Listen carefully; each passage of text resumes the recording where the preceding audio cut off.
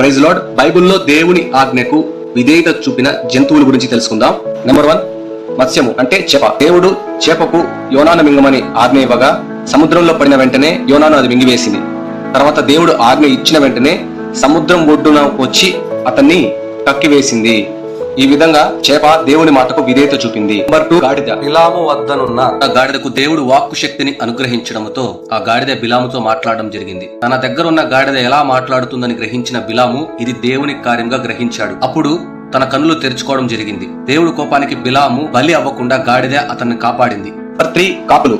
దేవుడు ఏలియాను కేరీతు వాగు దగ్గర అతన్ని పోషించుటకు కాకులకు ఆజ్ఞ ఇవ్వగా ఏలియా భుజించుటకు రొట్టెయు మాంసము తెచ్చి ఇచ్చి దేవుని మాటకు విధేయత చూపాయి. నెంబర్ 4, సింహాలు. ఏ నేరము చేయని దానియేలుని సింహాల గృహలో బంధించినప్పుడు అవి దేవుని మాటకు విధేయత చూపి ఆ రాత్రంతా అతనికి ఏ హాని చేయకుండా అతనికి కాపలాగా ఉన్నాయి.